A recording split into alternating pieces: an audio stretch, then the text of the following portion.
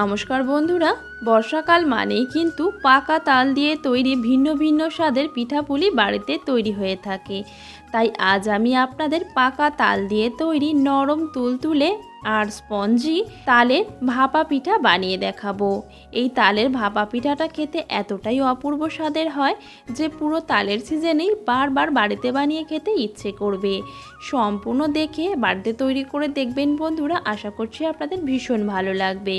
তো তালের বাটি ভাপা পিঠে বানানোর জন্য একটি বড় পাত্রে নিয়ে নিচ্ছি 1.5 বাটি পরিমাণ সুজি।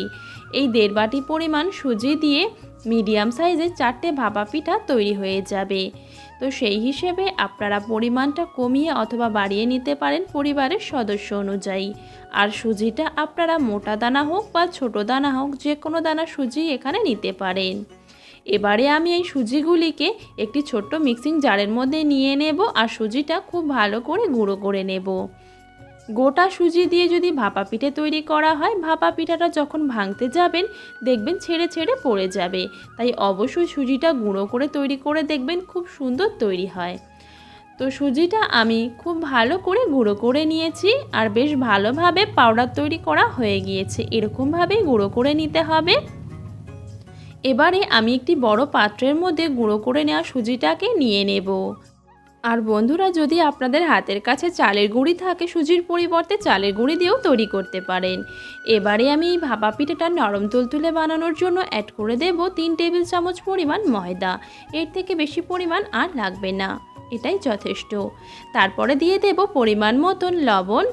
এবারে অ্যাড করে দেব 3/4 বাটি পরিমাণ চিনি।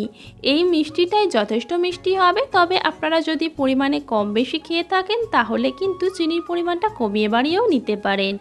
তারপরে অ্যাড করে দিচ্ছি 1 বাটি পরিমাণ একদম ফ্রেশ তালের রস। এবারে এই তালের রস দিয়ে শুকনো উপকরণ যতটা সম্ভব মেখে নেওয়া যায় ততটা ভালো করে প্রথমে মেখে নেব একটি হ্যান্ড উইক্স দিয়ে। আর বন্ধুরা, আপনাদের কাছে একটাই অনুরোধ রইল, যদি আমার আজকের এই তালের ভাপা পিঠার রেসিপি ভালো লেগে থাকে অবশ্যই কিন্তু অনেক অনেক শেয়ার করবেন। তালের রস দিয়ে যতটা সম্ভব মেখে নিয়েছি। এবারে 1 গ্লাস পরিমাণ দুধ নিয়েছি, অল্প অল্প করে দেব আর এই ভাপা পিঠার ব্যাটারটা তৈরি করে নেব। অল্প অল্প করে দুধ দিয়ে যদি ব্যাটারটা তৈরি করে নেওয়া হয় তাহলে ব্যাটারটা কিন্তু খুব সুন্দরভাবে তৈরি হয়, কোনো রকম লাম্পস থাকে না আর চিনিটাও কিন্তু দ্রুত গলে যায়। এখানে 1 গ্লাস পরিমাণ দুধ মানে যে বাটিতে আমি সুজি পরিমাপ করেছিলাম ওই বাটির 1.5 বাটি দুধ রয়েছে, সমস্তটাই আমার এখানে লাগবে। অল্প অল্প করে দিয়ে ব্যাটারটা খুব সুন্দরভাবে তৈরি করে নেব। আর ব্যাটারের ঘনত্বটা অবশ্যই আমি আপনাদের দেখিয়ে দেব বন্ধুরা, তবে দুধের পরিমাণটা কম বেশি লাগতে পারে সুজিটা কতটা মোটা বা সরু দানা রয়েছে সেই হিসেবে।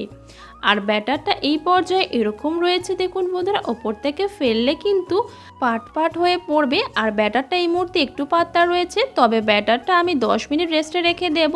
10 মিনিট পরে ব্যাটারটা ঠিকঠাক ঘনত্বে চলে আসবে। এই সময় আমি একটি কড়াইয়ের মধ্যে অনেকটা পরিমাণ জল নিয়ে নিয়েছি আর গ্যাসের ফ্লেমটা অন করে দেব আর একটা থালা ঢাকা দিয়ে জলটা ফুটে আসা পর্যন্ত অপেক্ষা করব।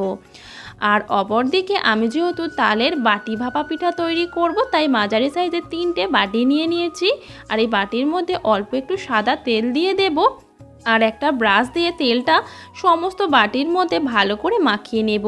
এইভাবে বাটির মধ্যে তেল মাখিয়ে নিলে ভাপা পিঠাগুলি যখন বাটি থেকে বার করে নেব একটুও ভেঙে যাবে না, খুব সুন্দরভাবে বেরিয়ে আসবে। 3টা বাটির মধ্যে ভালো করে তেল মাখিয়ে নিয়েছি, একটা সাইডে রেখে দেব। আপনারা চাইলে এরকম ছোট ছোট বাটিতে না তৈরি করে একটা বড় বাটিতেও তৈরি করে নিতে পারেন।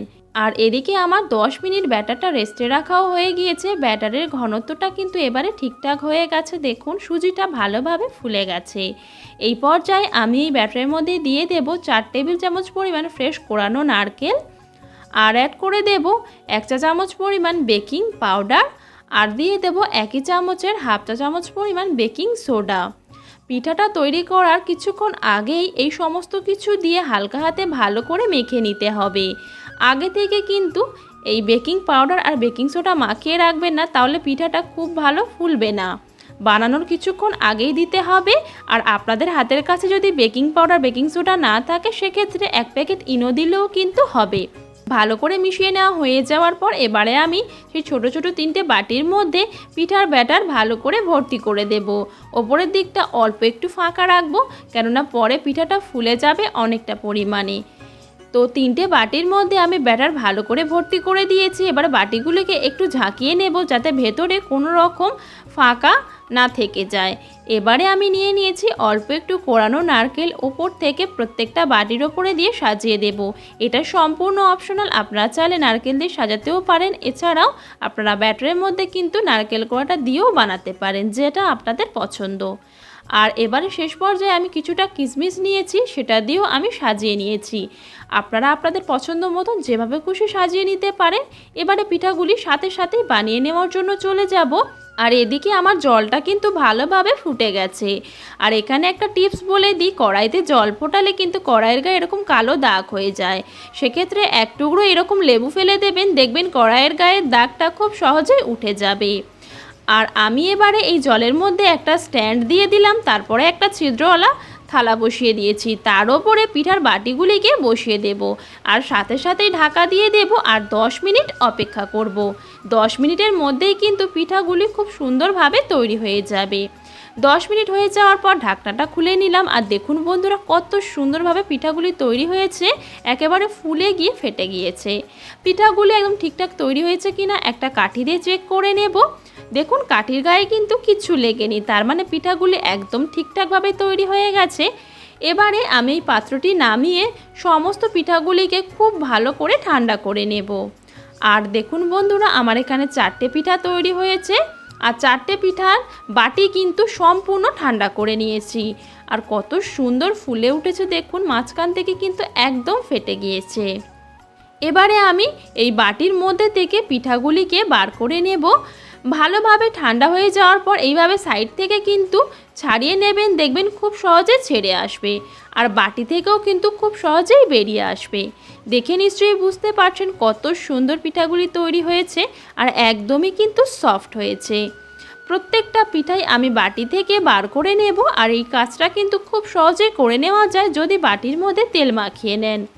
আর বন্ধুরা, আমার এখানে বাটির সাইজগুলো মাঝারি সাইজের ছিল, তাই 4টে পিঠা তৈরি হয়েছে। আপনারা যদি ছোট ছোট বাটিতে তৈরি করেন তাহলে আপনাদের আরও বেশি পিঠা তৈরি হবে।